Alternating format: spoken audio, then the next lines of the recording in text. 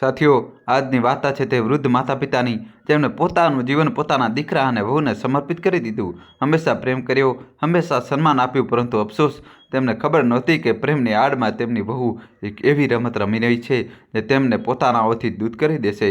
4 ધામની યાત્રા પર નીકળ્યા હતા તેઓ આશીર્વાદ લેવા, પણ પાછા જ ન ફર્યા, કારણ કે એ જ યાત્રા તેમના જીવનની સૌથી મોટી ઠોકર બની ગઈ. આ માત્ર એક કહાણી નથી, પરંતુ આજના સમાજની તે સચ્ચાઈ છે જે દરેક સંવેદનશીલ દિલને હચમચાવી દેશે. તો ચાલો શરૂ કરીએ એક વિશ્વાસઘાતની અનકહી દાસ્તાન. 4 ધામની પવિત્ર યાત્રા હવે તેના અંતિમ તબક્કામાં હતી. ગંગોત્રીનો ખળખળ વહેતો પ્રવાહ, યમુનોત્રીના શાંત ઘાટ, કેદારનાથની બરફની ઢંકાયેલી ચોટીઓ અને બદ્રીનાથની દિવ્યતા, ચારેય ધામની સ્મૃતિઓ હજી પણ યાત્રીઓની આંખોમાં તાજી હતી. ઉત્તરાખંડના પિથોરાગઢની ઊંચાઈઓ પરથી ઉતરતી બસ હવે ધીમે ધીમે દિલ્હી તરફ પાછી ફરી રહી હતી. બસની અંદર ઊંડી શાંતિ છવાયેલી હતી. થાક, સંતોષ અને ઘરે પાછા ફરવાની ઉત્સુકતાએ મળીને એક અલગ જ મૌનનું વાતાવરણ રચી દીધું હતું. સૌથી આગળની સીટ પર રણવીર બેઠો હતો. તેની આંખો બંધ હતી, પરંતુ તેના ચહેરા પર સ્પષ્ટ દેખાતું હતું કે તેનું મન હવે બસ પોતાના ઘરની દહેલીજ ઉંબરાને સ્પર્શવા માંગે છે. તેની બાજુમાં તેની પત્ની રજની બેઠી હતી, સજેલી, શાંત અને હંમેશની જેમ ચૂપ. પાછળની સીટો પર રણવીરના માતા પિતા લજ્જાજી અને ઓમકારજી બેઠા હતા. ઉંમરની કરચલીઓ તેમના ચહેરા પર સ્પષ્ટ હતી, પરંતુ મનમાં યાત્રાનો સંતોષ અને આત્માત્મિક શાંતિનો ઉજાસ ઝળકી રહ્યો હતો. દિલ્હીથી લગભગ 400 કિલોમીટર દૂર હતું અને રાતના 9 વાગ્યા હતા. ત્યારે જ બસ એક જૂના હાઈવે પાસે એક હોટલ પર રોકાઈ. ડ્રાઈવરે ગાડી રોકતા જ માઇક પર જાહેરાત કરી, તમામ મુસાફરો કૃપા કરીને ધ્યાન આપે, બસ અહીં 45 મિનિટ માટે ઊભી રહેશે. સામે હોટલ છે. જે લોકો જમવા માગતા હોય તે જમી શકે છે, પણ કૃપા કરીને સમયનું ધ્યાન રાખજો. બસની અંદર ધીમે ધીમે બધા મુસાફરો ઉઠવા લાગ્યા. કેટલાક લોકો આળસ મંડીને બહાર નીકળ્યા. ત્યારે જ રજનીએ ધીમેથી તેના પતિ રણવીરના ખભા પર હાથ મૂક્યો અને કહ્યું, ઉઠો, ચાલો જમી લઈએ. રણવીરે આંખો ખોલી અને થાકથી કહ્યું, મને ભૂખ નથી રીના, તું માતા પિતાજીને લઈ જા, મને થોડી વાર સુવા દે. રજની હસી પડી. ઠીક છે, હું મા પિતાજીને લઈ જાઉં છું, તેણીએ કહ્યું, અને પછી પોતાના સાસુ સસરા તરફ જોયું. તે બંને પણ પોતાની સીટ પરથી ઉઠી ચૂક્યા હતા. દોસ્તો, કહાની છેલ્લા સુધી જોજો અને વિડીયો લાઇક કરીને ચેનલ સબસ્ક્રાઈબ કરી દો. માજી, પિતાજી, ચાલો જમી લઈએ, રજનીએ પ્રેમથી કહ્યું. લજ્જાજીએ ચિંતાથી પૂછ્યું, બેટા, રણવીરને પણ ભૂખ લાગી હશે. રજનીએ હસીને જવાબ આપ્યો, તેઓ આરામ કરી રહ્યા છે અને તેમ પણ હું તેમનું ખાવાનું પેક કરાવી લઈશ, તમે ચિંતા ન કરો. આવો તમે બંને, રજનીએ નમ્રતાથી કહ્યું અને ધીમેથી લજ્જાજીનો હાથ પકડી લીધો. માજી, આરામથી, પગથિયાં થોડા ઊંચા છે. લજ્જાજી હસ્યા, પણ તેમના ચહેરા પર મુસાફરીનો થાક સ્પષ્ટ દેખાતો હતો. રજનીએ તેમનો હાથ જોરથી પકડી રાખ્યો, જેમ કોઈ દીકરી પોતાની માતાની સંભાળ રાખતી હોય. ઓમકારજી પહેલાથી જ નીચે ઉતરી ગયા હતા અને સામેની હોટલ પાસે બનેલા વોશરૂમ તરફ ગયા હતા. થોડી દૂર જઈને તેમણે પાછળ ફરીને જોયું. તેમની વહુ રીના પોતાની સાસુનો હાથ પકડી ધીમે ધીમે બસમાંથી ઉતરી રહી હતી. બસ ધીમે ધીમે, માજી, એકદમ આરામથી. રજનીના અવાજમાં વિનમ્રતા હતી. જેમ જ તેઓ હોટલના ઓસરીમાં પહોંચ્યા, લજ્જાજીએ ચારે બાજુ નજર ફેરવી. તારા સસરાજી ક્યાં ગયા? દેખાતા નથી, તેમણે ચિંતાતુર થઈને પૂછ્યું. ત્યારે સામેથી ઓમકારજી આવતા દેખાયા અને હસીને બોલ્યા, તું ડર નહીં લજ્જા, આ ઉંમરે તને છોડીને ક્યાં જઈશ? લજ્જાજીના હોઠ પર હળવું સ્મિત ફરકી આવ્યું. ત્રણેય હોટલની અંદર ગયા અને એક ટેબલ પર બેસી ગયા. રજનીએ વેઇટરને ઇશારો કર્યો અને મેનુ કાર્ડ મંગાવ્યું. હોટલમાં ભીડ તો ઘણી હતી, પણ રજનીએ પોતાના સાસુ સસરા માટે સૌથી સ્વચ્છ અને હવા આવતી ટેબલ પસંદ કરી. પિતાજી, શું ઓર્ડર કરવું છે? જણાવો, રજનીએ ઝૂકીને પૂછ્યું. ઓમકારજી બોલ્યા, જો બેટી, તારી માને તો હંમેશની જેમ દાળ મખની પસંદ છે અને મને બટર પનીર. હવે તું જોઈ લે, તારે શું ખાવું છે? રજની હસતા હસતા બોલી, તમારા બંને માટે થાળી લગાવી દઉં છું. અને હા, માજીને રોટલી સાદી જ ચાલશે ને? લજ્જાજીએ ધીમેથી કહ્યું. હા બેટા, બસ 2 રોટલી અને થોડું મીઠું પણ લઈ લેજે. રજની ઉઠી અને કાઉન્ટર પર જઈને વેઇટરને બોલી, 2 થાળી, એકમાં દાળ મખની અને સાદી રોટલી, બીજીમાં બટર પનીર. વેઇટરે ઓર્ડર લખતા કહ્યું, મેડમ, 10 મિનિટ લાગશે. ઠીક છે, રજનીએ કહ્યું અને પાછળ ફરીને જોયું કે તેના સાસુ સસરા આરામથી બેસીને વાતો કરી રહ્યા છે. થોડી જ વારમાં વેઇટર 3 થાળી લઈને આવ્યો. દાળ મખની, બટર પનીર, રોટલી અને સાથે સલાડ. ગરમા ગરમ ખાવાનું જોઈને ઓમકારજી બોલ્યા, વાહ, ખાવાનું તો બહુ સ્વાદિષ્ટ લાગી રહ્યું છે. અને તેમ પણ ભૂખ બહુ લાગી હતી. લજ્જાજી હસ્યા. હા, મુસાફરીમાં ખાવાનું કંઈક વધારે સ્વાદિષ્ટ લાગે છે. ત્રણેય સાથે મળીને ખાવાનું શરૂ કર્યું. રજની વચ્ચે વચ્ચે પોતાની સાસુની થાળી પર પણ ધ્યાન આપતી રહી. માજી, રોટલી ઓછી તો નથી? નહીં બેટા, બધું બરાબર છે, લજ્જાજીએ પ્રેમથી જવાબ આપ્યો. રજનીએ પોતાનું ખાવાનું જલ્દી પૂરું કર્યું અને પછી સાસુ સસરાને કહ્યું, તમે લોકો આરામથી જમો, હું રણવીર માટે કંઈક પેક કરાવી લઉં. ઓમકારજી બોલ્યા, મુસાફરી હજી લાંબી છે, પછી જો ભૂખ લાગશે તો ખાઈ લેશે. આ બેટા, અને જોઈ લેજે ક્યાંક બસ ચાલતી ન થઈ જાય. રજની હળવું હસ્યા અને બોલી, અરે નહીં પિતાજી, હજુ તો બહુ સમય છે, હું જોઈ લઈશ બધું, તમે લોકો બસ આરામથી જમો. દોસ્તો, કહાનીમાં હવે નવો ટ્વિસ્ટ આવશે. જલ્દીથી વિડીયો લાઇક કરી ચેનલ સબસ્ક્રાઈબ કરી દો અને છેલ્લા સુધી જોજો. આ કહીને તે ઊભી થઈ અને કાઉન્ટર તરફ વધવા લાગી. ઓમકારજીએ એક નજર ઘડિયાળ પર નાખી. હજી 15-20 મિનિટ તો હશે, પણ કદાચ કિસ્મતની ઘડિયાળ કંઈક તેજ ચાલી રહી હતી. રજની ધીમે ધીમે કાઉન્ટર તરફ વધી. ચાલતા ચાલતા તેને એકવાર ફરી પાછળ વળીને જોયું. લજ્જાજી પોતાની થાળીમાંથી આરામથી કોળિયા લઈ રહ્યા હતા અને ઓમકારજી પાણી પી રહ્યા હતા.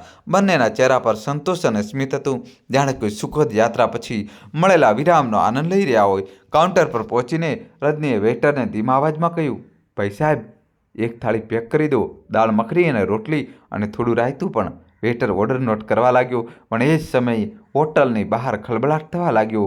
બસનો ડ્રાઈવર હોટલની સામે આવીને ઊભો રહ્યો અને કંડક્ટર દરવાજા પર ચડીને જોરથી બૂમ પાડી, તમામ મુસાફરો પોતાની સીટ પર આવી જાય, બસ નીકળવાની છે. બસ સ્ટાર્ટ થતાં જ રજનીએ જલ્દીથી હાથમાં પર્સ સંભાળ્યું અને હોટેલથી બહાર દોડી. બસને સરકતી જોઈને તે ગભરાઈને લાંબો શ્વાસ ભરતા તેમાં ચડી ગઈ. શુક્ર છે સમયસર પહોંચી ગઈ, નહીં તો બસ નીકળી જ જાત, તે બબડી. ઠંડા મોસમમાં પણ તેનો ચહેરો પરસેવાથી ભીંજાઈ ગયો હતો, પણ હોઠો પર સંતોષનું હળવું સ્મિત હતું, જાણે કોઈ મોટું કામ પૂરું કરી લીધું હોય. તે પોતાની સીટ પર આવીને બેસી ગઈ અને બારીમાંથી બહાર જોયું. બહાર હવે અંધારું ઘેરાવા લાગ્યું હતું. તેણે નિશ્ચિત થઈને એક ઊંડો શ્વાસ લીધો.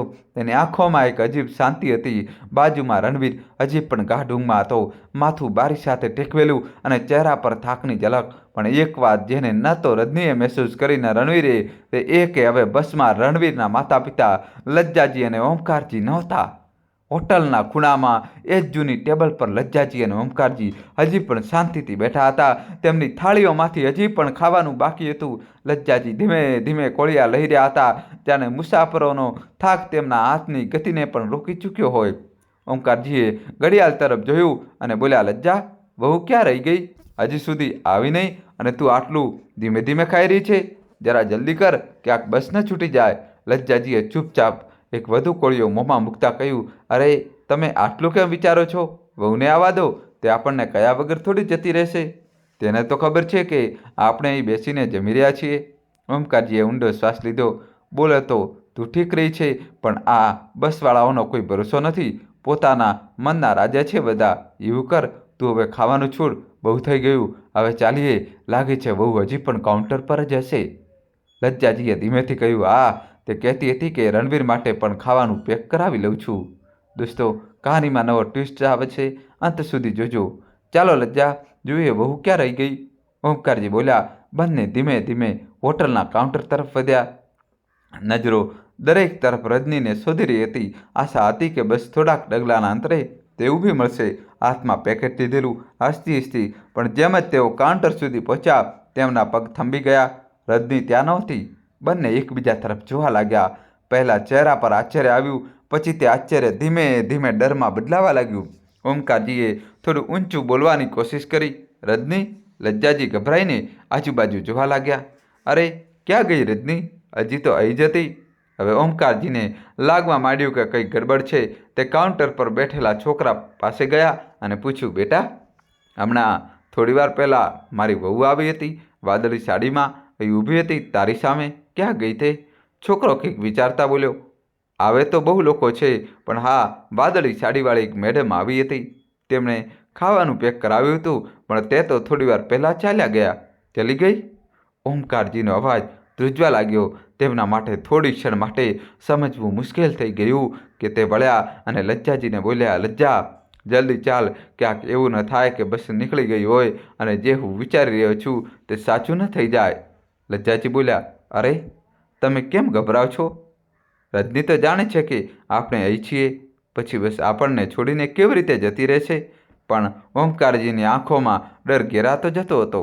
લજ્જા, ઘણીવાર જિંદગીમાં જે આપણે વિચારી પણ નથી શકતા તે થઈ જાય છે અને જો એવું કંઈ થયું તો બહુ ખરાબ થશે, બહુ જ ખરાબ. તેમણે લજ્જાજીનો હાથ જોરથી પકડ્યો અને ઝડપથી હોટલની બહારની તરફ વધ્યા. પણ તેમની ગતિથી ક્યાંક વધુ ઝડપી તે બસ હતી જે હવે ઘણા વળાંકો પાર કરી ચૂકી હતી. હોટેલથી બહાર નીકળતા જ તેમણે ચારો બાજુ જોયું. સડક પર હળવી ધુમ્મસ છવાઈ રહી હતી. ક્યાંક દૂર દૂર સુધી તે વાદળી અને સફેદ બસ નહોતી દેખાતી.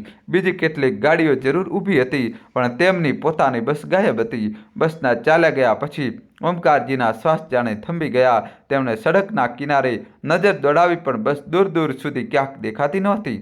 લજ્જા, બસ તો નીકળી ગઈ કદાચ. તેમનો અવાજ ભરાઈ ગયો. લજ્જાજીની આંખોમાંથી આંસુ વહેવા લાગ્યા. ગભરાટમાં બોલ્યા, નહીં, એવું ન થઈ શકે. એ લોકો આપણને છોડીને કેવી રીતે જઈ શકે? તેમનો અવાજ ધીમો હતો, પણ દર્દ અને તૂટણથી ભરેલો હતો.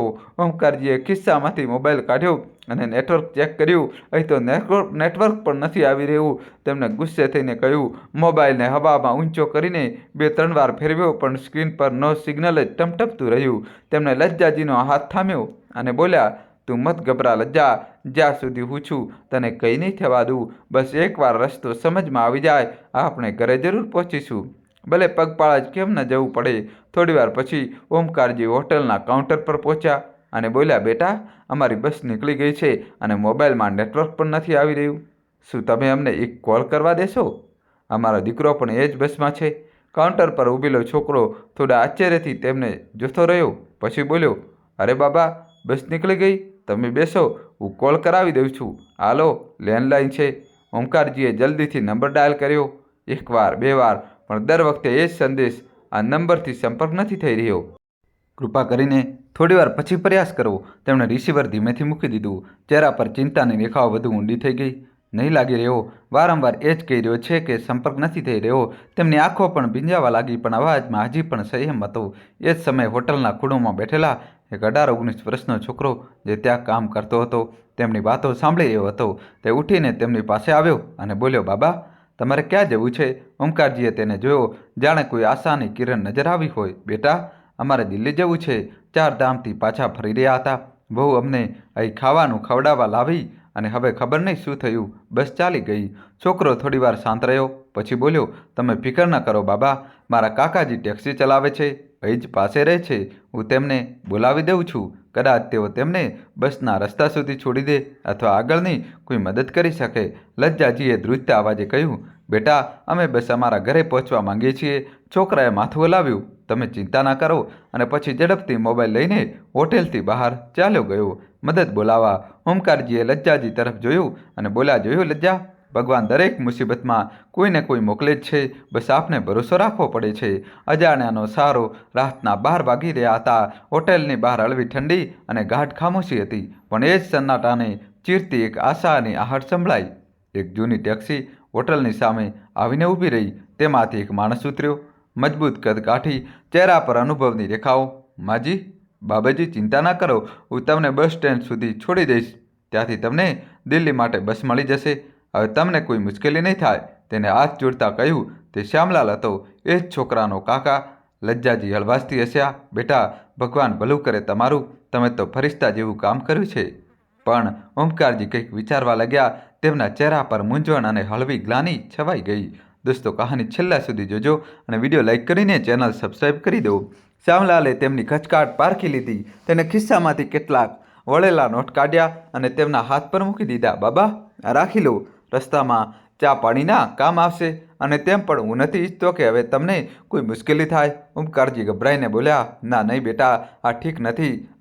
અમે લઈ ન શકીએ. પણ શ્યામલાલે સહજતાથી કહ્યું, બાબા, તમે મારા મા બાપ જેવા છો. આ પૈસા ઉધાર નહીં, સેવા છે. ક્યારેક અમારા ગામ આવો તો બસ એકવાર આશીર્વાદ આપી દેજો. આ સાંભળીને ઓમકારજીની આંખો છલકાઈ ગઈ. હાથ ધ્રુજવા લાગ્યા અને હોઠ ધ્રુજતા બોલ્યા, આજે તે દિવસ જોવો પડી રહ્યો છે જ્યારે પારકાઓ પાસેથી મદદ લેવી પડી રહી છે, જ્યારે પોતાની સંતાન છોડી ગઈ અને એક અજાણ્યો સાથ આપી રહ્યો છે. લજ્જાજીએ ધીમેથી તેમનો હાથ પકડ્યો અને બોલી, પોતાના પારકા સમય જણાવે છે અને આ સમય આપણને એક શીખ આપી રહ્યો છે. ટેક્સીનો દરવાજો ખુલ્યો અને બંને પોતાના જીવનના અનુભવ થાક અને આશાઓને સમેટીને ધીમે ધીમે તેમાં બેસી ગયા. દિલમાં એક ટીસ હતી, પણ સાથે જ એક નવી આશા પણ, જે કદાચ આ મુસાફરી તેમને ફરીથી તેમના દીકરાથી મેળવી દે. બીજી તરફ બસ હજી પણ પહાડી રસ્તાઓના સાંકડા અને વળાંકવાળા મોડ પરથી પસાર થઈ રહી હતી. રાતનો સન્નાટો અને બહારની ઠંડી હવા બારીઓમાંથી અંદર સુધી સસરવા લાગી હતી. ઘડિયાળમાં રાતના 12:30 વાગી ચૂક્યા હતા. અચાનક સિટીનો પાછળ કંઈક હલચલ થઈ. રણવીર ધીમે ધીમે ઊંઘમાંથી જાગી રહ્યો હતો. તેણે આંખો મસળતા ચારે બાજુ જોયું.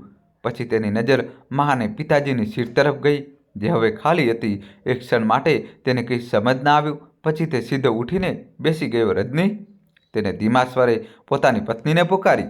રજનીએ હસતા હસતા તેની તરફ જોયું. હા, ઉઠી ગયા તમે? મા અને પિતાજી ક્યાં છે?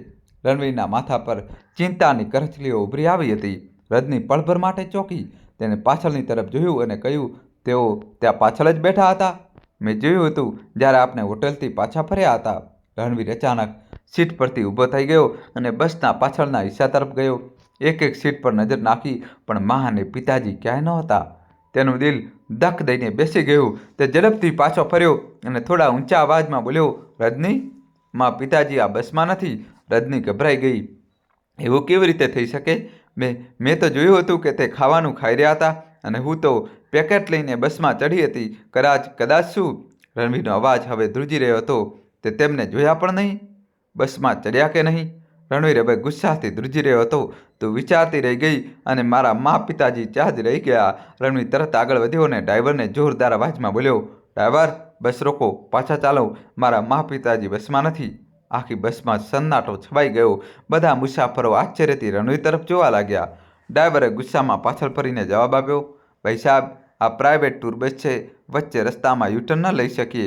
હવે રાતના 12:30 થઈ ગયા છે. આ પહાડી રસ્તાઓ છે, રિસ્ક ન લઈ શકીએ. પછી તેણે થોડી નરમાઈથી કહ્યું, એક કામ કરી શકું છું. આગળ 20-25 કિલોમીટર પર એક નાનો સ્ટોપ આવે છે, એક ઢાબો છે, ત્યાં જ બસ રોકી દઈશ. તમે ત્યાંથી કોઈ ગાડી પકડી શકો છો. પણ આટલી રાત્રે કદાચ કોઈ વાહન મળે. બસ પોતાની ગતિથી ચાલતી રહી, પણ રણવીરની ધડકનો હવે તેજ થઈ જઈ રહી હતી. તેની નજરો વારંવાર બારીમાંથી બહાર જોતી અને મનમાં એક જ સવાલ ગૂંજતો રહેતો, મા પિતાજી ત્યાં કઈ હાલતમાં હશે? દોસ્તો, કહાનીમાં હવે નવો ટ્વિસ્ટ આવશે. છેલ્લા સુધી જોજો અને વિડીયો લાઈક કરીને તમારા ભાઈ માટે જલ્દીથી ચેનલ સબસ્ક્રાઈબ કરી દો. ઉધર ઠીક એ જ બારી પાસે બેઠેલી રજની હજી પણ ચૂપ હતી, શાંત અને સ્થિર, પણ તેના ચહેરા પર એક માસૂમ ઉદાસી તરી રહી હતી. તેની આંખોની પાછળ કોઈ બીજી જ કહાણી ચાલી રહી હતી. તે મનોમન વિચારી રહી હતી કે જે હું ઈચ્છતી હતી તે જ થયું. હવે તે બંને મારા રસ્તામાંથી હટી ગયા. રણવીરનું ધ્યાન હવે ફક્ત મારા પર રહેશે. બસની ધીમી રોશનીમાં તેના હોઠો પર એક હળવું સ્મિત તરી ગયું. તેને લાગ્યું જાણે તેના રસ્તાની સૌથી મોટી અડચણ પાછળ છૂટી ગઈ હોય. રણવીર હવે પણ બેચેન હતો. તેને પોતાનો મોબાઈલ કાઢ્યો અને પોતાના પિતાનો નંબર ડાયલ કર્યો. Switch off. ફરી કોલ. Switch off. તેને લગભગ 20 વાર કોલ કર્યો, પણ દર વખતે એ જવાબ સ્વિચ ઓફ. તે ગુસ્સામાં મુઠ્ઠી વાળી અને પછી ધ્રુજતા હાથોથી પોતાનો મોબાઈલ ખિસ્સામાં મૂકી દીધો. તે પોતાને રોકી નહોતો શકતો. રજની ચૂપચાપ ઊભી રહી. ચહેરા પર ચિંતાનો દેખાડો તો હતો, પણ તેના મનમાં કંઈક બીજું જ ચાલી રહ્યું હતું. એક ઠંડી, સંતુષ્ટ ભાવના, જાણે તેના મનનો બોજ ઉતરી ગયો હોય. રણવીરે સડકના બંને તરફ ગાડીની હળવી રોશનીમાં નજર દોડાવી. જગ્યા સુમસામ હતી. કોઈ ગાડી નહીં, કોઈ રાહગીર નહીં, બસ ઠંડી હવા, ઘેરાતી રાત અને બેચેન દિલ. આટલી રાતે આ જગ્યા પણ વિરાન છે. પણ મા પિતાજીને કંઈક ન થવું જોઈએ, નહીં તો હું પોતાને ક્યારે માફ નહીં કરી શકું. તેના ઓઠ બબડ્યા. રાતના લગભગ 1 વાગી ચૂક્યા હતા. ચારેય બાજુ સન્નાટો અને ઠંડી વધતી જઈ રહી હતી. રણવીરના ચહેરા પર ચિંતા અને ગભરાટ સ્પષ્ટ દેખાઈ રહી હતી. એ જ વખતે સામેથી એક જૂનો ટેમ્પો આવતો દેખાયો. ધીમે ધીમે ચાલતો, હળવી પીળી બત્તીમાં ડૂબેલો. રણવીરે તરત હાથ હલાવીને ઇશારો કર્યો. ટેમ્પો ધીમે ધીમે રોકાઈ ગયો. અંદર બેઠેલા અડધી ઉંમરના માણસે બારીમાંથી જોતા કહ્યું, ક્યાં જવું છે બેટા? અમને શિવમ હોટલ જવું છે, જે આગળ જૂના હાઈવે પર છે. મારા મા પિતાજી ત્યાં જ રહી ગયા છે, બસથી છૂટી ગયા, રણવીરે કહ્યું.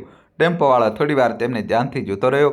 પછી થોડી નરમાઈથી બોલ્યો, મા બાપ માટે નીકળ્યા છો એટલે બેસાડી રહ્યો છું, નહીં તો આ સમયે કોઈને ગાડીમાં નથી બેસાડતો. રણવીરે આભાર માન્યો અને રજનીને ચડવા કહ્યું. રજની થોડી ખચકાઈ, પણ રણવીરની આંખોમાં જે ગુસ્સો અને દર્દ હતો તે જોઈને તે ચૂપચાપ બેસી ગઈ. ટેમ્પો હવે અંધારા રસ્તાઓને ચીરતો આગળ વધી રહ્યો હતો. ચારેય બાજુ સન્નાટો હતો. ફક્ત ટેમ્પોની ગણગણાટ અને રણવીરના દિલની ધડકનો સંભળાતી હતી. બસ સ્ટેન્ડ પર આશરે બીજી તરફ રાતના લગભગ 2 વાગી ચૂક્યા હતા. દોસ્તો, કહાનીમાં હવે નવો ટ્વિસ્ટ આવશે. અંત સુધી જોડાયેલા રહેજો અને હજી સુધી ચેનલ સબસ્ક્રાઈબ ન કરી હોય તો મિત્રો, દિલ્હી જનારી બસનું સ્ટેન્ડ હજી પણ જાગી રહ્યું હતું. બસ સ્ટેન્ડના એક ખૂણામાં ઓમકારજી અને લજ્જાજી એક બેન્ચ પર બેઠા હતા. બંનેના ચહેરા પર થાક હતો અને માથે ચિંતાની ઊંડી રેખાઓ. લજ્જાજીએ ધ્રુજતા હાથોથી પોતાનો પલ્લુ ઠીક કરતા કહ્યું, આપણો રણવીર કેટલો પરેશાન થઈ ગયો હશે. આપણને બસમાં ન જોઈને કેવી રીતે સૂઝશે આપણને. ઓમકારજીએ લાંબો શ્વાસ લીધો અને બોલ્યા, પરેશાન તો થશે જ, પણ મારું દિલ કહે છે તે આપણને લેવા જરૂર આવશે. આખરે દીકરો છે અમારો. થોડી જ વારમાં રણવીર જેવો તે હોટલની બહાર પહોંચ્યો. તેની નજરો બેચેનીથી ચારે બાજુ દોડી રહી હતી. તે સીધો રિસેપ્શન કાઉન્ટર તરફ ભાગ્યો. ભાઈ સાહેબ, અહીં 2 વૃદ્ધ લોકો, એક મહિલા અને એક પુરુષ બસથી છૂટી ગયા હતા. તમે જોયા છે તેમને? તે ક્યાં છે? કાઉન્ટર પર એ જ છોકરો ઊભો હતો, શ્યામલાલનો ભત્રીજો. તેને રણવીરને ઓળખતા જ કહ્યું, અરે ભૈયા, તમે લોકોએ તો બહુ મોડું કરી દીધું. તમારા મા બાબુજીને તો શ્યામલાલ કાકા બસ સ્ટેન્ડ છોડી આવ્યા છે. હવે તો કદાચ તેમને કોઈ બસ મળી પણ ગઈ હશે, અને જો નથી મળી તો તે હજી પણ ત્યાં જ હશે. રણવીરના જીવમાં જીવ આવ્યો. હવે મારે બસ સ્ટેન્ડ જવું છે. તે તરત જ બહારની તરફ દોડ્યો. રજની તેની પાછળ પાછળ દોડી. બસ સ્ટેન્ડ પર છવાયેલી શાંતિને વચ્ચે વચ્ચે ફક્ત રસ્તા પરથી પસાર થતા વાહનોનો અવાજ જ ચીરી રહ્યો હતો. પરંતુ તે ગોગાટ અને હલનચલનમાં પણ 2 મા બાપ પોતાના દીકરાના એક અવાજ, એક ઝલક, એક ઓળખ માટે તરસતા હતા. રાત પોતાની છાઈ સંપૂર્ણપણે વેરવી ચૂકી હતી. હવામાં ઠંડક અને નીરવ શાંતિની ચાદર વીંટળાયેલી હતી. ટ્યુબલાઇટનો ઝાંખો પીળો પ્રકાશ બસ સ્ટેન્ડના ખૂણાને કોઈ બુજાતી આશાની જેમ પ્રકાશિત કરી રહ્યો હતો. લજ્જાજીની થાકેલી આંખો દરેક આવતા જતા વાહનને આશાથી જોઈ રહી હતી. દરેક હેડલાઇટના પ્રકાશમાં તેમને પોતાના દીકરા કે પતિની કોઈ ઝલક દેખાતી. અને પછી ફરી એ જ અંધકાર. નજીકની બેન્ચ પર બેઠેલા ઓમકારજીએ તેમને જોયા. તેમના ચહેરા પર પણ ચિંતાની ઊંડી રેખાઓ હતી. તેમણે ઊંડો શ્વાસ લેતા કહ્યું, લજ્જા, તું અહીં જ બેસ, હું બસનું પૂછી આવું છું. સમજમાં નથી આવતું, અત્યાર સુધી કેમ ના આવી? લજ્જાજીએ ધીમા અવાજે કહ્યું, હું પણ સાથે આવું છું. પરંતુ ઓમકારજીએ તરત હાથ લંબાવીને તેમના ધ્રુજતા હાથો પર પોતાનો હાથ મૂક્યો.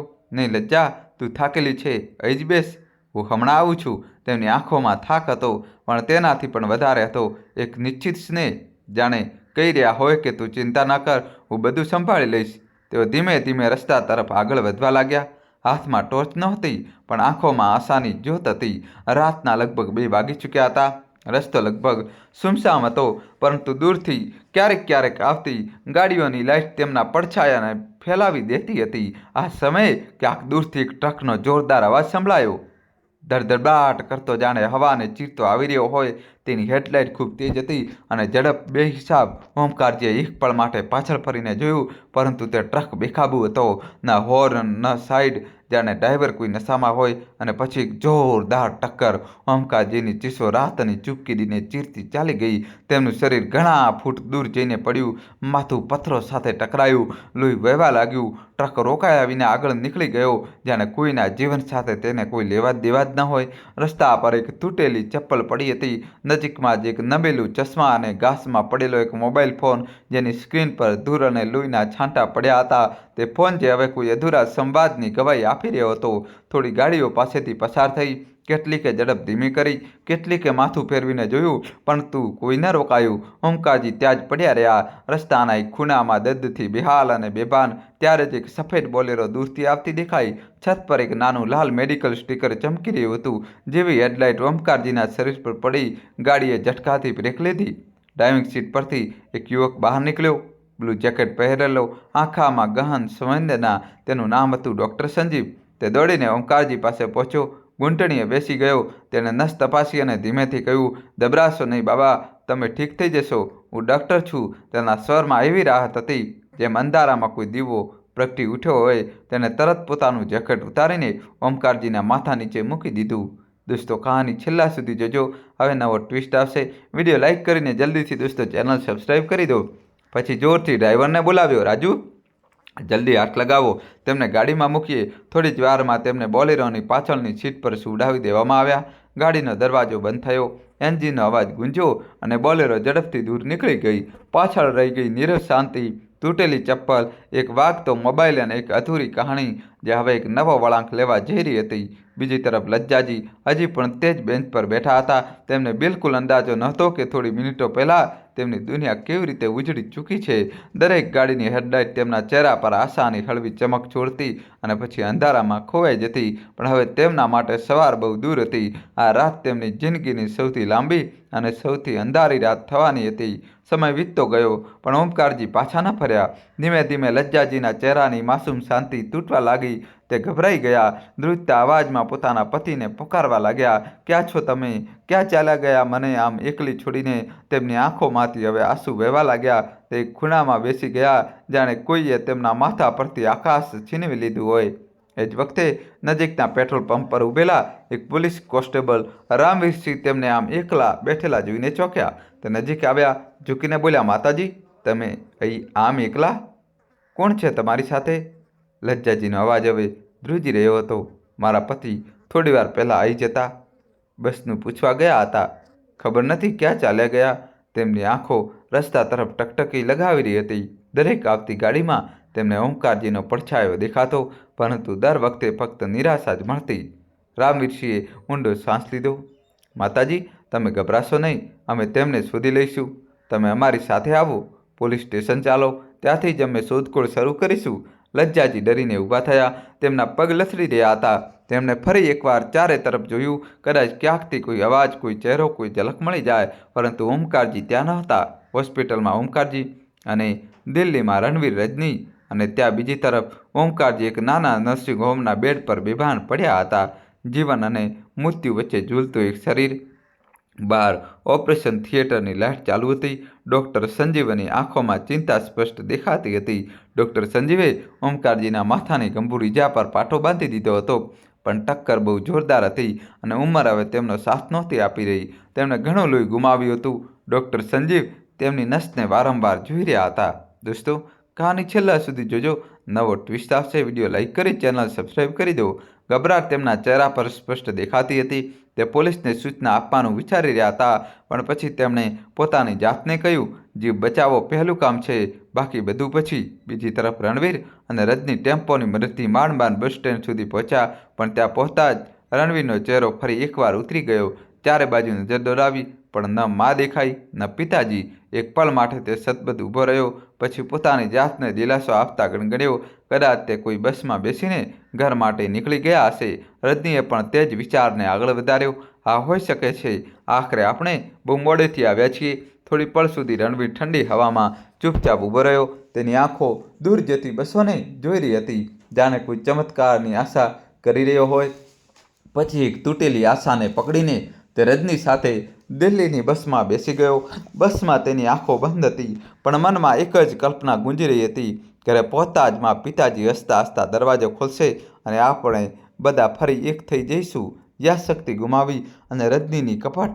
દોસ્તો, પહેલી તરફ પોલીસ સ્ટેશનના એક ખૂણામાં એક ખુરશી પર સંકોચાઈને બેઠેલા હતા લજ્જાજી. તેમની થાકેલી આંખો સતત દરવાજા તરફ ટકેલી હતી, જાણે આગલી જ પળે ઓમકારજી હસતા હસતા અંદર આવી જશે અને કહેશે, લજ્જા, તું હજી અહીં જ બેઠી છે. પરંતુ હવે તે આશાને વીતી ગયેલા ઘણા કલાકો થઈ ચૂક્યા હતા. રાત લાંબી થતી જઈ રહી હતી અને રાહ જોવી બેસબરીથી ભરેલી હતી. હવે શરૂ થઈ રહી હતી તે જુદાઈ, જેનો ન કોઈ સમય નક્કી હતો અને ન કોઈ મંજિલ. અલમોડાનું તે નાનું ક્લિનિક. બારીમાંથી ગળાઈને આવતો હળવો તડકો રૂમની સફેદ દિવાલો પર થંભી ગયો હતો. એક સાધારણ પલંગ પર સફેદ ચાદર બિછાવેલી હતી અને તેના પર ઓમકારજી નિશ્ચલ સૂતેલા હતા. માથા પર પાંટો બાંધેલો હતો. ચહેરો સૂજેલો અને પીળો પડી ગયો હતો. મોનિટરની બીપ બીપ સતત તેમના શ્વાસનો સંકેત આપી રહી હતી. નજીકમાં જ બેઠેલા હતા ડૉક્ટર સંજીવ. તેમના મસીહા. તેમના ચહેરા પર ચિંતાની ઊંડી રેખાઓ હતી. તે તેમના માથા પાસે બેસીને નસ તપાસી રહ્યા હતા. એ જ વખતે દરવાજો ધીમેથી ખુલ્યો અને એક સાદગી અને મમતાથી ભરેલી સ્ત્રી અંદર આવી. પૂજા, સંજીવની પત્ની. તેના હાથમાં એક થાળી હતી, જેમાં ખીચડી અને ફળ મૂકેલા હતા. તેણે ધીમા સ્વરે પૂછ્યું, કેમ છે તે હવે? સંજીવે માથું ઝુકાવીને કહ્યું, ઈજા માથા પર ગંભીર છે. પૂજા, બ્લડ પ્રેશર હવે સામાન્ય છે. પણ તેનો અવાજ અટકી ગયો. પૂજાએ ચિંતિત થઈને પૂછ્યું, પણ શું સંજીવ? સંજીવે તેની તરફ જોયું અને કહ્યું, તેની યાદશક્તિ જતી રહી છે. પૂજા ચોંકીને ઓમકારજી તરફ જુએ છે. મતલબ તેને કંઈ યાદ નથી? ન પોતાનું નામ, ન પોતાનું ઘર, ન પોતાના લોકો. સંજીવે દુઃખી સ્વરે માથું હલાવ્યું. પૂજાની આંખો ભરાઈ આવી. તે તેમની પાસે બેસી ગઈ અને ધીમેથી બોલી, બાબા, તમને કંઈ યાદ આવી રહ્યું છે? ઘર, પરિવાર, કોઈ ચહેરો? ઓમકારજીની આંખો એકી ટસે સામેની દિવાલને જોઈ રહી હતી. પછી તે ખૂબ જ ધીમા અવાજમાં બોલ્યા, મને કંઈ યાદ નથી, બસ એક અવાજ, એક સ્ત્રીનો જે વારંવાર મને પોકારી રહી છે. દોસ્તો, કહાની છેલ્લા સુધી જોજો. ચેનલને સબસ્ક્રાઈબ કરી દો અને વિડીયોને લાઇક કરી દો. નવો ટ્વિસ્ટ આવશે. પૂજા અને સંજીવની આંખોમાં આંસુ હતા. એક પિતાની તૂટેલી સ્મૃતિ અને એક મા જે હજી પણ કોઈ ખૂણામાં બેસીને પોતાના પતિને પુકારી રહી હતી. રણવીરના ઘરે કપટી સત્ય અને બીજી તરફ સવારના 6:30 વાગી ચૂક્યા હતા. પોલીસ સ્ટેશનની એક લાંબી બેન્ચ પર બેઠેલા લજ્જાજીની આશા હજી પણ દરવાજા સાથે બંધાયેલી હતી. થાણામાં એક અજીબ શાંતિ હતી. ઘડિયાળની ટીક ટીક સિવાય કોઈ હલચલ નહોતી. લજ્જાજીની આંખો લાલ હતી, વાળ વિખરાયેલા અને ચહેરો થાકેલો, જાણે આખી રાત જાગ્યા હોય. પણ તેમની આંખોમાં એક જ ભાવ હતો, ઇંતજાર. તે સતત તે જ દરવાજા તરફ જોઈ રહ્યા હતા. હવે આવશે, હવે આવી જશે મને લેવા. નજીકમાં એક મેજ પાસેની ખુરશી પર કોન્સ્ટેબલ રાકેશ ફાઇલોમાં કંઈક લખી રહ્યા હતા. ત્યારે જ ડ્યુટી ઇન્સ્પેક્ટર શૈલેન્દ્રસિંહ અંદર આવ્યા. રાકેશ, આ માતાજી કોણ છે? રાતથી બેઠા છે, કોઈ રિપોર્ટ છે તેમની? રાકેશ ઊભો થયો અને ધીમા સ્વરે બોલ્યો, સાહેબ, રાતે પેટ્રોલ પંપ પરથી લાવ્યા હતા. કહી રહ્યા હતા કે તેમના પતિ ઓમકારજી તેમને ત્યાં જ બેસાડીને બસ જોવા ગયા હતા અને પછી પાછા ન ફર્યા. બહુ વાર રાહ જોઈ ત્યારે અમને ખબર આપવામાં આવી. ઇન્સ્પેક્ટર શૈલેન્દ્રસિંહે એક નજર લજ્જાજી તરફ નાખી. તેમનો ચહેરો જોઈને તે અટકી ગયા. આ કોઈ સામાન્ય મામલો નહોતો, કંઈક તૂટી ચૂક્યું હતું, ખૂબ ઊંડાણથી. રાકેશે આગળ કહ્યું, પૂછ્યું તો ફક્ત એટલું જણાવ્યું કે દિલ્હી જવું છે, દીકરો છે, રણવીર નામ છે, પણ કોઈ સરનામું નહીં, મોબાઈલ નંબર પણ યાદ નહીં. બસ વારંવાર એક જ વાત, મારો રણવીર આવશે, મારા પતિ મને લેવા આવશે. ઇન્સ્પેક્ટરની આંખોમાં નરમાઈ આવી ગઈ. તે નજીક જઈને બેન્ચ પર બેઠા અને ધીમા સ્વરે પૂછ્યું, માજી, તમે ઠીક છો? લજ્જાજીએ પોતાની પથરાયેલી આંખો ઊંચી કરી, જેમ કોઈ ઊંડા સપનામાંથી જાગ્યા હોય. તેઓ હજી સુધી આવ્યા નથી અને દીકરો પણ નથી આવ્યો. મારા પતિ ક્યારેય મને છોડીને જતા નહોતા. ઇન્સ્પેક્ટરે તેમની ધ્રુજતી આંગળીઓ જોઈ અને ઊંડો શ્વાસ લેતા કોન્સ્ટેબલ રાકેશને કહ્યું, તેમના માટે કંઈક ખાવાનું મંગાવો. દરવાજાની બહાર સવારનો હળવો તડકો ફેલાઈ રહ્યો હતો, પણ લજ્જાજીની દુનિયામાં હજી પણ અંધારું છવાયેલું હતું. તિલકનગરની હકીકત, દિલ્હીના તિલકનગરમાં જેવી જ એક ટેક્સી ઘરની સામે આવીને ઊભી રહી. રણવીર અને રજની તેમાંથી ઉતર્યા. રણવીરે જલ્દીથી બેગ ઉઠાવી અને આતુરતામાં ગેટ તરફ વધ્યો, પણ તેનું પગલું એક પળ માટે થંભી ગયું. દરવાજો ખુલ્લો હતો. તેના ચહેરા પર આશાની એક ચમક ઉભરી. શુક્ર છે, મારા પિતાજી ઘરે આવી ગયા. તેને એક ઊંડો શ્વાસ લીધો, જાણે બધી ચિંતા હવે પૂરી થવા જઈ રહી હોય. દોસ્તો, કહાની છેલ્લા સુધી જોજો. હવે નવો ટ્વિસ્ટ આવશે. વિડીયો લાઇક કરીને તમારા ભાઈ માટે દોસ્તો ચેનલ સબસ્ક્રાઈબ કરી દો. તે ખુશીથી ભરાઈને ઘરની અંદર દોડ્યો અને સીધો મારા પિતાજીના રૂમ તરફ દોડી ગયો. પિતાજી, ક્યાં છો તમે? પણ રૂમ ખાલી હતો. તે તરત રસોડા તરફ ગયો. ત્યાં પણ કોઈ નહોતું. મનોમન તેને કહ્યું, મા પણ નથી. રૂમની ખાટલી પર ઓશિકા એવા જ મૂકેલા હતા જેમને અઠવાડિયાથી કોઈએ હાથ ન લગાવ્યો હોય. કબાટ ખુલ્લો હતો અને બારીમાંથી આવતો પ્રકાશ આખા રૂમને એક વિરાન રૂપ આપી રહ્યો હતો. રણવીરની આંખોમાં આંસુ તરરાઈ ગયા. તેના ગળામાંથી એક ભારે શ્વાસ નીકળ્યો. જો મારા પિતાજી નથી આવ્યા તો પછી દરવાજો કોણે ખોલ્યો? એ જ વખતે ઉપરના માળ પરથી કોઈના પગલાંનો અવાજ સંભળાયો. રજનીની મા નિર્મલાજી સીડીઓ પરથી નીચે ઉતરતી દેખાઈ. અરે, તમે લોકો આવી ગયા? કેવી રહી યાત્રા? તે હસતા હસતા નજીક આવી. રણવીરે તેમની તરફ એક પળ જોયું, પછી તરત રજનીનો હાથ પકડી લીધો. તેની આંખોમાં હવે આંસુ, ગુસ્સાની જ્વાળા એકસાથે ભડકી ઉઠી હતી. પૂછો તમારી દીકરીને કેવી રહી યાત્રા? તેના શબ્દો ધ્રુજી રહ્યા હતા, પણ સ્વર પથ્થર જેવો હતો. એટલું કહીને તે દરવાજો ખોલીને બહાર ચાલ્યો ગયો. રજની સડસડાટ ત્યાં જ ઊભી રહી ગઈ. નિર્મલાજી સતબદ્ધ હતા. ઘરમાં ફરીથી એ જ જૂની ખામોશી પાછી ફરી. રજની ચૂપચાપ પોતાના રૂમમાં ગઈ અને પોતાની માને ઈશારાથી અંદર બોલાવી. દરવાજો બંધ થતાં જ બંનેની નજરો એકબીજા સાથે મળી. તો બધું ઠીક રહ્યું ને? નિર્મલાજી ફૂસફૂસાવ્યા.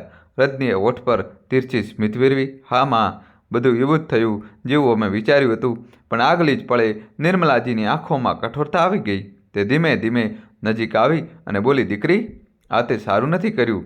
રજની ચોંકી. માં, શું? નિર્મલાજીનો ચહેરો સખત હતો, અવાજ ધીમો પણ ભારે. તે તારા સાસુ સસરા હતા, તારા પતિના મા બાપ, જેમણે તને ક્યારેય કંઈ ન કહ્યું, બસ પ્રેમ જ આપ્યો, અને મેં તેમને અજાણ્યાની જેમ રસ્તા પર છોડી દીધા. બહુ ખોટું કર્યું રજની, બહુ ખોટું. પછી અચાનક જ તે જોરથી હસી પડ્યા. રજની ચીડાઈ ગઈ. માં, તમે પણ કમાલ કરો છો. એક પલ માટે તો સાચે જ ડરી ગઈ હતી કે તમને શું થઈ ગયું. નિર્મલાજી ઠાઠો મારીને હસતા હસતા બોલ્યા, રડવું તો તને જોઈતું હતું, પણ આ આઈડિયા પણ તો મારો જ હતો. રજનીએ રાહતનો શ્વાસ લીધો. હવે ઓછામાં ઓછું મારે રોજ રોજ તે ડોસા માટે જમવાનું નહીં બનાવવું પડે, અને ન તો રણવીર પાસેથી દરેક વાર પર તેમની ફરિયાદો સાંભળવી પડશે. પછી હસીને બોલી, અને હા, હવે હું મારા દોસ્તોને પણ બે ધડક બોલાવી શકું છું. ઘર મારું છે. હવે સાચા અર્થમાં આ ઘરની માલકીન ફક્ત હું છું. માં દીકરી એકબીજાની આંખોમાં જોઈને હસ્યા. બિલકુલ તેમજ જેમણે કોઈ જંગ જીતી લીધી હોય. બીજી તરફ એક દિવસ વીતી ચૂક્યો હતો. પોલીસ સ્ટેશનની લાંબી બેન્ચ પર લજ્જાજી હજી પણ તે જ આશામાં બેઠા હતા. હવે આવશે, હવે તો જરૂર આવશે. મારા પતિ, મારો રણવીર. પણ દરેક પસાર થતી ઘડી તેમના ઇંતજારને વધુ ઊંડો કરતી જઈ રહી હતી. ઇન્સ્પેક્ટર શૈલેન્દ્રસિંહે જોયું કે અત્યાર સુધી કોઈ ખબર નથી આવી. લજ્જાજી ન તો યોગ્ય રીતે સરનામું જણાવી શકતા હતા, અને ન તો કોઈ સગાનું નામ. તેમણે ફોન ઉઠાવ્યો અને અલમોડાના સ્નેહ સંધ્યા વૃદ્ધાશ્રમનો સંપર્ક કર્યો. જુઓ બહેનજી, ઇન્સ્પેક્ટરે વૃદ્ધાશ્રમના સંચાલિકાને કહ્યું, આ માતાજી છેલ્લા એક દિવસથી અમારા પોલીસ સ્ટેશનમાં છે. નામ લજ્જા છે. બસ એટલું જ કહે છે કે દિલ્હીમાં દીકરો છે રણવીર નામનો. અમે પૂરી કોશિશ કરી રહ્યા છીએ, પણ હાલમાં તેમને રાતે રાખવા મુશ્કેલ છે. કૃપા કરીને તેમને તમારી પાસે રાખી લો. વૃદ્ધાશ્રમની સંચાલિકાએ સહમતીમાં માથું હલાવ્યું. ગુલાબી સાડીમાં મીંટળાયેલા ધ્રુજતા પગ અને નમેલી કમરવાળા લજ્જાજી ધીમે ધીમે તે વૃદ્ધાશ્રમમાં દાખલ થયા. આંખોમાં ડર અને દિલમાં તૂટેલી આશા હતી. મને મારું ઘર જોઈએ છે, મારો દીકરો, મારો પતિ. આસપાસ બેઠેલી બે ત્રણ વૃદ્ધ મહિલાઓ તેમને જોઈ રહી હતી. કોઈએ સારો આપ્યો, કોઈએ હસીને હાલચાલ પૂછ્યા, પણ લજ્જાજી ફક્ત ચારે તરફ જોતા રહ્યા. મારો રણવીર અહીં આવશે ને? તે મને લેવા જરૂર આવશે. બહુ સારો દીકરો છે મારો. તેમની માસૂમ આશા હવે અનકઈ પીડા બનીને વૃદ્ધાશ્રમની દિવાલો સાથે ટકરાઈ રહી હતી. વરંડાની બેન્ચ પર બેઠેલા લજ્જાજી ચૂપચાપ સામે લાગેલા એક જૂના વૃક્ષને જોઈ રહ્યા હતા. સૂરજનો હળવો તડકો તેના ચહેરા પર પડી રહ્યો હતો, પણ તેમની આંખોમાં કોઈ બીજો જ પ્રકાશ હતો. વીતેલા કાલનો પ્રકાશ. ધીમે ધીમે તેમના મનની સ્ક્રીન પર ભૂતકાળની તસવીરો ઉતરવા લાગી. તે આંગણું જ્યાં ક્યારેક રણવીર કિલકિલારીઓ કરતો હતો, તે રસોડું જ્યાં માનું હાસ્ય ગૂંજતું હતું, તે સાંજ જ્યારે ઓમકારજી અખબાર વાંચતા અને ચા પીતા હતા. અને હવે તે બધું ફક્ત યાદો હતી, કોઈ ખૂણામાં ધડકતી, તૂટતી, વિખરાતી. માં, પિતાજી જેવું જ કોઈએ દરવાજો ખોલ્યો હતો. એક જાણીતો અવાજ ગુંજ્યો હતો. રણવીરનો અવાજ, તેમના દિલનો સૌથી વાલો ધ્વનિ. તે હસતા હસતા તેમની પાસે આવ્યો હતો. બેગ એક તરફ મૂકી અને ઝૂકીને તેમના પગને સ્પર્શ કર્યા હતા.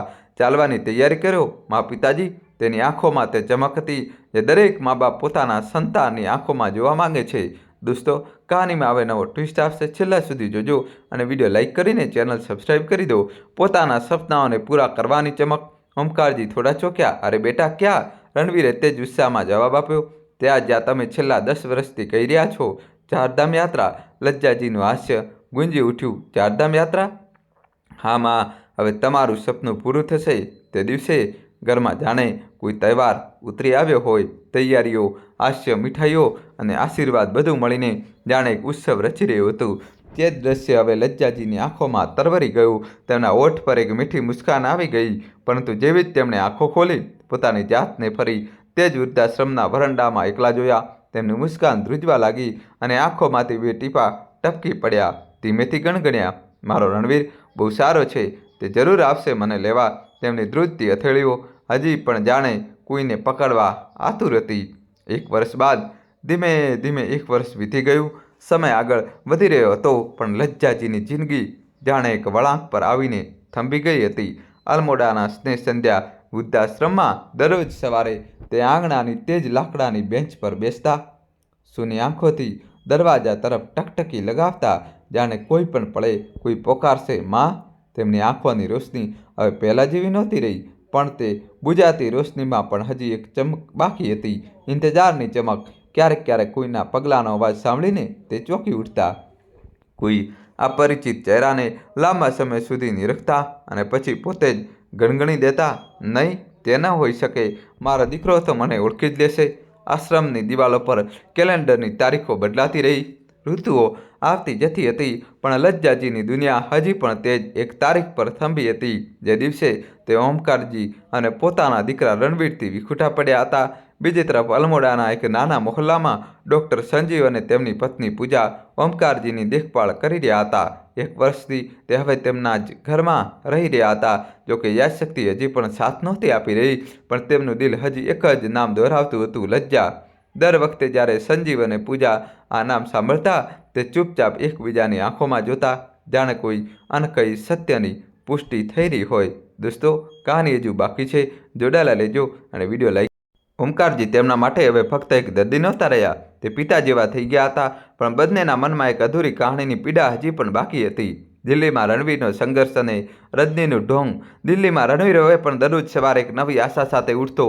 ઓફિસની જવાબદારીઓ અને ઘરની દિવાલો હવે તેને બોજ જેવી લાગવા લાગી હતી. તેને પોતાના પિતાજીને શોધવાની દરેક શક્ય કોશિશ કરી હતી. પોલીસ રિપોર્ટ, અખબારોમાં ખબરો, હોસ્પિટલની શોધ, પણ દરેક જગ્યાએ ફક્ત નીરવ શાંતિ મળી. છતાં તેણે તેમનો રૂમ એવો જ સજાવીને રાખ્યો હતો, જેમ તે કોઈ પણ પળે પાછા આવશે અને દરવાજા પર અવાજ દેશે. રણવીર. હવે 1 વર્ષ વીતી ચૂક્યું હતું, પણ રણવીરના દિલમાં હજી એક દુઆ બાકી હતી. બસ એકવાર પાછા આવી જાઓ. રજની બહારથી હવે પણ એક આદર્શ વહુનો મુખવટો પહેરીને હતી.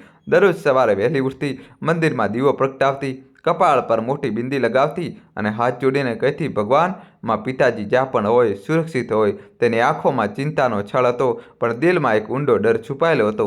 ક્યાંક પિતાજી મળી ન જાય, ક્યાંક મારી યોજના ખુલ્લી ન પડી જાય. તે દરેક સમયે સતર્ક રહેતી, દરેક વાત પર માફી તોડીને પ્રતિક્રિયા આપતી. પણ રણવીર હજી પણ તે જ એક સવાલમાં ગૂંચવાયેલો હતો, મારા પિતાજી ક્યાં છે? દરરોજ જ્યારે રણવીરની થાકેલી આંખો રજની જોતી, તો નકલી સહાનુભૂતિથી ભરાઈને કહેતી, એક દિવસ ભગવાન જરૂર સાંભળશે, પિતાજી મળશે. અને મનોમન ગણગણતી, બસ તે દિવસ ક્યારેય ના આવે. રણવીરના ખિસ્સામાં હજી પણ પિતાજીની એક તસવીર રહેતી હતી. તે દરેકને બતાવતો, દરેક પાસેથી આશા રાખતો, કદાચ કોઈએ જોયા હોય, કદાચ કોઈ જાણતું હોય. એક દિવસ પોલીસ સ્ટેશનની બહારની બેન્ચ પર બેઠેલો, તે તસવીરને એકી ટસે જોતો રહ્યો. માની હસતી આંખો જાણે હજી પણ તેને લાડ લડાવી રહી હોય. પિતાજીનો શાંત અને મજબૂત ચહેરો, એ દરેક મુશ્કેલીમાં તેનો ઢાળ બન્યો હોય. ઇન્સ્પેક્ટર બહાર આવ્યા, માથું હલાવતા કહ્યું, હજી સુધી કોઈ સમાચાર મળ્યા નથી. તે શબ્દો હવે રણવીર માટે તલવાર જેવા હતા. તેના શ્વાસ ભારે થવા લાગ્યા, હોઠ સુકાઈ ગયા. ધીમેથી તેને તસવીરને કપાળે લગાવીને ગણગણ્યો, જ્યાં સુધી શ્વાસ છે, હું હાર નહીં માનું. પિતાજી, હું તમને જરૂર શોધી લઈશ. દોસ્તો, કહાની છેલ્લા સુધી જોજો. અને હજી સુધી દોસ્તો ચેનલ સબસ્ક્રાઈબ ન કરી હોય તો વિડીયો લાઇક કરીને મિત્રો તમારા ભાઈ માટે ચેનલ સબસ્ક્રાઈબ કરી દો. પાસે જ ઉભેલી રજનીએ એક નજર રણવીર પર નાખી. તેના ચહેરા પર થાક દેખાઈ રહ્યો હતો, આંખોની લાલાશ સ્પષ્ટ દેખાતી હતી. પરંતુ રજનીના મનમાં કોઈ કંપન નહોતું, ન કોઈ પસ્તાવો, ન કોઈ શરમ, બસ એક સંતોષ કે સત્ય હજી સુધી છુપાયેલું છે. સડક પર ગાડીઓના અવાજ તો વધતા જતા હતા, જાણે દુનિયા પોતાના ગતિમાં આગળ વધી રહી હોય. અને રણવીર તે ભીડમાં એકલો ચહેરો બની ગયો હતો, જે દરેક વળાંક પર માત્ર 2 ચહેરાને શોધી રહ્યો હતો, અને પિતાજીને. ડૉક્ટર સંજીવ અને ઓમકારજી. બીજી તરફ અલમોડામાં એક સામાન્ય સવાર હતી. ડૉક્ટર સંજીવ ડાઇનિંગ ટેબલ પર અખબાર વાંચી રહ્યા હતા અને રસોડામાંથી પૂજાનો અવાજ આવી રહ્યો હતો. પૂજા થાળી સજાવતા બોલી, સાંભળો, મેં વિચાર્યું છે કે આ રવિવારે આપણે વૃદ્ધાશ્રમ જઈએ. ત્યાં માટે થોડું રાશન અને દવાઓ મોકલવાની હતી. સંજીવે સ્મિત કરીને કહ્યું, ખૂબ સારું કર્યું કે તે યાદ રાખ્યું. અને હા, આ વખતે હું બાબાને પણ સાથે લઈ જઈશ. પૂજા થોડી ચોંકી, શું તે ત્યાં જવા ઈચ્છે છે? તેમને તો હજી પણ કંઈ યાદ નથી આવતું. સંજીવનો ચહેરો ગંભીર થઈ ગયો. મને નથી ખબર કેમ, પણ તેમના ચહેરા પર એક બેચેની રહે છે, જાણે કોઈ તેમને શોધી રહ્યું હોય, કે પછી જાણે તે પોતે કોઈને શોધી રહ્યા હોય. હું તેમને હવે માત્ર એક દર્દી નથી સમજતો પૂજા, તે મારા માટે પિતા સમાન થઈ ગયા છે. પૂજાની આંખોમાં સમજણ દેખાઈ. ઠીક છે, લઈ ચાલો.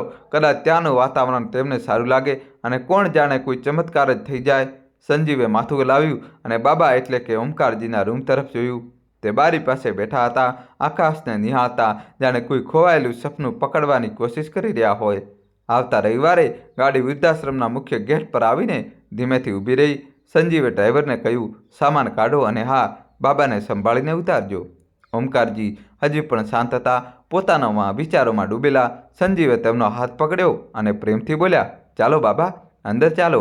ધીમે ધીમે તે તેમની સાથે ચાલવા લાગ્યા. તે સમયે સામેથી એક વૃદ્ધ મહિલા આવતી દેખાઈ. સફેદ સાડી, માથા પર હળવી ચાદર, આંખો કોઈને શોધતી હતી. તે હતી લજ્જાજી. તે પોતાના જ વિચારોમાં ડૂબેલી ચાલી રહી હતી કે અચાનક એક હળવી ટક્કર થઈ. તે લથડી પડી. પડવાની જ હતી કે ઓમકારજીએ ઝડપથી તેમને થામી લીધા. બંનેની નજરો મળી. થોડી પળો માટે સમય જાણે થંભી ગયો. ઓમકારજીના હોઠ કાપ્યા. લજ્જા? આ કોઈ બીજી જગ્યા નહોતી, પણ તે જ ને સંધ્યા વૃદ્ધાશ્રમ હતું, જ્યાં લજ્જાજી 1 વર્ષથી રહી હતી. લજ્જાજી થંભી ગયા. ધીમે ધીમે નજર ઊંચી કરી. આંખોમાંથી આંસુ વહેવા લાગ્યા. તમે ક્યાં ચાલ્યા ગયા હતા, મને છોડીને? ઓમકારજીની આંખોમાંથી પણ ધોધમાર આંસુ વહેવા લાગ્યા. લજ્જા, તું મળી ગઈ મને. જુઓ, હું પાછો આવ્યો. તેઓ એકબીજાને ભેટી પડ્યા. સમયે જે 2 દિલોને જુદા કરી દીધા હતા, આજે ફરીથી એક કરી દીધા હતા. પાસે ઊભેલા સંજીવ અને પૂજા સતબદ્ધ હતા. તેમની આંખોમાં પણ ભીનાશ હતી. સંજીવે આકાશ તરફ જોયું. ધીમેથી હાથ જોડીને કહ્યું, ધન્યવાદ પ્રભુ, તમે તેમને ફરીથી મિલાવી દીધા. પછી તે સ્મિત કરીને આગળ વધ્યા. બાબા, હવે આ દાન તમારા હાથે થશે, જાણે તમને આજે જીવનનો સૌથી સુંદર ઉપહાર મળ્યો હોય. ઓમકારજી અને લજ્જાજીએ એકબીજાનો હાથ પકડીને વૃદ્ધાશ્રમને તે દાન સોંપ્યું, જાણે જિંદગીએ તેમને ફરીથી જીવવાનો મોકો આપ્યો હોય. મિલનની આ પળ એક વરદાન બની ચૂકી હતી. વર્ષોની તકલીફો, ભટકન, આંસુ બધા એક ક્ષણમાં વહી ગયા હતા. ગાડી ફરી તે જ ધીમી ગતિએ પાછી ચાલી, પરંતુ હવે તેમાં માત્ર 2 નહીં, 4 ધબકતા દિલ હતા. સંજીવ, પૂજા, ઓમકારજી અને લજ્જાજી. રસ્તો એ જ હતો, પણ હવે અહેસાસ બદલાઈ ચૂક્યો હતો. ઘરે પહોંચતા જ પૂજાએ અંદરથી ગરમ દાબળો કાઢ્યો, બંને બેસાડ્યા અને પોતે રસોડામાં ચાલી ગઈ. થોડી જ વારમાં ચા અને હળવો નાસ્તો લઈને ટ્રેમાં આવી. તે સામે બેસી ગઈ અને ધીમેથી પૂછ્યું, બાબા, હવે તમે ઠીક છો? તમને બધું યાદ આવી ગયું? ઓમકારજીએ લજ્જાજી તરફ જોયું, એક ઊંડો શ્વાસ લીધો અને બોલ્યા, હા બેટી, હવે બધું યાદ છે. એટલે બધું યાદ આવી ગયું છે કે દિલ કંપી ઉઠે છે? સંજીવ અને પૂજાની આંખો હવે તેમની તરફ ટકેલી હતી. તે રાત્રે લજ્જાને બસ સ્ટોપની બેન્ચ પર બેસાડીને હું બસનો ખબર કાઢવા ગયો હતો. અચાનક એક ટ્રક આવ્યો, તેજ રફતાર, એક જોરદાર ટક્કર, અને પછી અંધકાર. જ્યારે હોશ આવ્યો તો માથા પર પટ્ટી હતી, યાદદાસ્ત જતી રહી હતી. બસ એક નામ વારંવાર મનમાં ગૂંજતું હતું, લજ્જા. પણ સમજ નહોતું આવતું કે તે કોણ છે, કેમ દિલ તેજના નામ તરફ ખેંચાય છે. તેમણે સંજીવ તરફ જોયું, અને તું? સંજીવ, એક ડૉક્ટર નહીં પણ એક દીકરો બનીને તે મને સહારો આપ્યો, ઓળખ આપી, સન્માન આપ્યું, ને આજે જ્યારે લજ્જા સામે આવી, તે મારી સાથે ટકરાઈ અને પડવા લાગી તો જાણે મારા અંદર કંઈક તૂટીને જોડાઈ ગયું. મારો આત્મા પાછો આવ્યો. પૂજાની આંખોમાંથી આંસુ વહેવા લાગ્યા. તે રડતા રડતા બોલી, બાબા, તમને બંનેને જોઈને લાગે છે જાણે અમને અમારા માતા પિતા મળી ગયા. સંજીવે માથું નમાવીને ધીમેથી કહ્યું, તમે જે સંબંધોની મિસાલ આપી છે તેને જીવનભર નહીં ભૂલી શકીએ. ઓમકારજી થોડી ક્ષણ ચૂપ રહ્યા. પછી લજ્જાજી તરફ જોઈને બોલ્યા, લજ્જા, હવે વધુ રોકાઈ ન શકીએ, આપણે જવું પડશે. સંજીવે ધીમેથી પૂછ્યું, બાબા, શું થયું? તમે આવું કેમ કહી રહ્યા છો? ઓમકારજીના અવાજમાં કંપન હતું, પણ શબ્દોમાં દૃઢતા. બેટા સંજીવ, હવે આપણે જવું પડશે. કોણ જાણે રણવીર કેવો હશે? તે દિવસ રાત અમને શોધતો હશે. લજ્જાજીએ પણ ધીમા અવાજે માથું લાવ્યું. હા સંજીવ બેટા, હવે અમારે પાછું ફરવું જ પડશે. થોડીવાર પછી સંજીવે ગાડીની ચાવી ઉપાડી અને કહ્યું, ચાલો મા બાબા. બસ સ્ટેશન પર પહોંચીને ત્યારે સંજીવે તેમના હાથમાં ટિકિટ મૂકી તો ઓમકારજીએ તેના હાથો પકડી લીધો અને બોલ્યા, તું દીકરો નહીં, ઈશ્વર દ્વારા મોકલાયેલી રાહત છે. પછી તે બંને ચાલ્યા, વિખૂટા પડેલા સંબંધોને જોડવાની આશા લઈને દિલ્હીના તિલક નગર તરફ. જ્યાં એક દીકરાનું દિલ આજે પણ પોતાના માતા પિતાની એક ઝલક માટે તડપી રહ્યું હતું. ઘરની અંદર રજની રસોડામાં કામ કરી રહી હતી ત્યારે દરવાજા પર ટકોરા પડ્યા. રણવીર ચાનો કપ હાથમાં લઈને દરવાજા તરફ વધ્યો. આટલી સવારે કોણ આવ્યું? બબડતા જેવો દરવાજો ખોલ્યો, તેની સામે ઊભા હતા ઓમકારજી અને લજ્જાજી. એક પળ માટે તેના પગ નીચેની જમીન ખસી ગઈ, આંખો ફાટેલી રહી ગઈ. માં, પિતાજી? રણવીરનો અવાજ ગળામાં અટકી ગયો. કપ તેના હાથમાંથી પડીને ચકનાચૂર થઈ ગયો. તે તેમના ચરણોમાં પડી ગયો. ક્યાં ચાલ્યા ગયા હતા તમે? મેં તમને કેટલા શોધ્યા, પણ તમે ક્યાંય ન મળ્યા. આખરે 1 વર્ષ સુધી તમે ક્યાં હતા? તેનો અવાજ ભરાઈ ગયો હતો. ઓમકારજીએ તેને ધીમેથી ઊભો કર્યો, ખભા પર હાથ મૂક્યા. તેમની આંખો ભીની હતી. ત્યારે અંદરથી રજનીનો અવાજ આવ્યો, રણવીર, કોણ છે? તે બહાર આવી અને સામે પોતાના સાસુ સસરાને જોઈને જાણે પથ્થરની મૂર્તિ બની ગઈ. ચહેરો પીળો પડી ગયો, આંખો ફેલાઈ ગઈ. પછી પોતાને સંભાળતા નકલી સ્મિત ઉડીને બોલી, મા, પિતાજી, તમે આવી ગયા? રણવીર, જુઓ, ભગવાને મારી સાંભળી લીધી. આજે જ તો માનતા માંગી હતી કે જો તમે મળી જશો તો ઉગાડા પગે મંદિર જઈશ. ખોટા આંસુ આંખોમાં લઈને તે તેમના ચરણોમાં ઝૂકવાની જ હતી કે ઓમકારજીએ ગુસ્સામાં પગ પાછળ ખેંચી લીધો. બસ કરો આ ખોટો દેખાડો અને આ મગરના આંસુ હવે વધુ ના આવો. તેમના અવાજમાં આખા વર્ષનો દર્દ અને આક્રોશ હતો. રણવીર ચોંકી ગયો. પિતાજી, તમે આ શું કહી રહ્યા છો? ઓમકારજી બોલ્યા, રણવીર, આપણને કિસ્મત નહીં પણ તારી પત્નીની ચાલે તારાથી દૂર કર્યા હતા. તેને અમને હોટલમાં બેસાડીને કહ્યું હતું કે હું હમણાં આવું છું અને પછી ક્યારેય પાછી ના આવી. અમે મૂર્ખ હતા કે તેના શબ્દો પર ભરોસો કરતા રહ્યા. રૂમમાં સન્નાટો છવાઈ ગયો. રજની હવે માથું ઝુકાવીને ઊભી હતી. રણવીરની આંખોમાં હેરાની અને ગુસ્સો બંને હતા. આ બધું સાચું છે, રજની રડતા રડતા બોલી. રણવીર, મને માફ કરી દો, મારાથી ભૂલ થઈ ગઈ, હવે પછતાઈ રહી છું. રણવીરની આંખો આગ વરસાવવા લાગી. ગુસ્સામાં તેણે એક જોરદાર તમાચો રજનીને માર્યો. તે લથડી ગઈ. ભૂલ? તું આને ભૂલ કરી છે? તે મારા મા બાપને એકલા છોડી દીધા સુમસામ જગ્યા પર, અને આજે તેમના માટે નકલી આંસુ વહાવી રહી છે. રજની હવે જોર જોરથી રડી રહી હતી. રણવીર, પ્લીઝ માફ કરી દો, હું સુધરી જઈશ. પણ હવે ઘણું મોડું થઈ ચૂક્યું હતું. રણવીરે તેનો બેગ ઉઠાવ્યો, તેમાં કપડાં નાખ્યા અને એક ઝટકામાં તેનો હાથ પકડીને દરવાજા તરફ વધ્યો. બસ, બહુ થઈ ગયું રજની. જે સ્ત્રીમાં ઇન્સાનિયત નથી તે મારી પત્ની ન હોઈ શકે. દરવાજો ખોલીને તેને બહાર ધકેલી દીધી. હવેથી તારો આ ઘર સાથે કોઈ સંબંધ નથી. તલાકના પેપર જલ્દી મળી જશે. અને યાદ રાખ, આ દિલમાં, આ ઘરમાં હવે તારા માટે કોઈ જગ્યા નથી. દરવાજો જોરથી બંધ થયો અને તેની સાથે એક ખોટા સંબંધનો અંત થઈ ગયો. રજની રડતી રડતી ચાલી ગઈ. બીજી સવારે ઘરમાં આવે એક સુકૂન ભરી શાંતિ હતી. રણવીર રસોડામાંથી મા માટે ચા લાવ્યો. પિતાજીએ અખબાર ઉઠાવ્યું. લજ્જાજી હસ્યા. 1 વર્ષ પછી ત્રણેય સાથે બેસીને શાંતિનો શ્વાસ લીધો. ઘરની દિવાલોને જાણે ફરીથી જીવવાનું શીખી લીધું હોય. પ્યારા સાથીઓ, આ વાર્તા માત્ર એક પરિવારની નથી, પણ દરેક તે વ્યક્તિની છે જેને ક્યારેક પોતાનાઓને ખોયા છે, ક્યારેક આશામાં, ક્યારેક વિશ્વાસમાં અને ક્યારેક કોઈના ષડયંત્રમાં. રજનીએ ચાલ ચાલી, પણ સમયે જવાબ આપ્યો. કારણ કે સત્ય ભલે ગમે તેટલા પડલોમાં છુપાયેલું હોય, એક દિવસ સામે આવે છે. અને જ્યારે આવે છે ત્યારે આંખો ખોલી દે છે. મા બાપ તે નીવ હોય છે જેના પર આપણું આખું અસ્તિત્વ ટકેલું હોય છે. તેને ખોઈ દેવા એટલે જાણે પોતાને ખોઈ દેવા. એટલા માટે તમારા મા બાપને ક્યારેય બોજ ન સમજો. તે ચૂપ રહે છે, પણ તેમની ખામોશીમાં હજારો દુઆઓ હોય છે. તે દરેક રાત તમારી સલામતી માટે જાગે છે. આજે જે તમારા ભરોસે છે, કાલે તમે તેમની ઉમ્મીદ બનશો. પ્યારા સાથીઓ, આ તો કેવી લાગી અમારી આ કહાણી? જો કહાણી સારી લાગી હોય તો કોમેન્ટ બોક્સમાં જરૂર જણાવજો. તો આજ માટે બસ આટલું જ. મળીએ છીએ આગલા વિડીયોમાં એક નવી કહાણી સાથે. ત્યાં સુધી ખુશ રહો, પોતાનું અને પોતાનાનું ધ્યાન રાખો. જય શ્રી રાધે કૃષ્ણ. અને દોસ્તો, કોમેન્ટમાં તમારે જય શ્રી કૃષ્ણ લખવું પડશે. અને તમે કયા ગામ, કયા શહેરથી આ સ્ટોરી જોઈ રહ્યા છો, તમારા ગામનું નામ, શહેરનું નામ કોમેન્ટમાં અમને જણાવજો. અને વિડીયો લાઇક કરીને દોસ્તો તમારા ભાઈ માટે ચેનલ સબસ્ક્રાઈબ કરી દો. ખૂબ ખૂબ આભાર. ધન્યવાદ.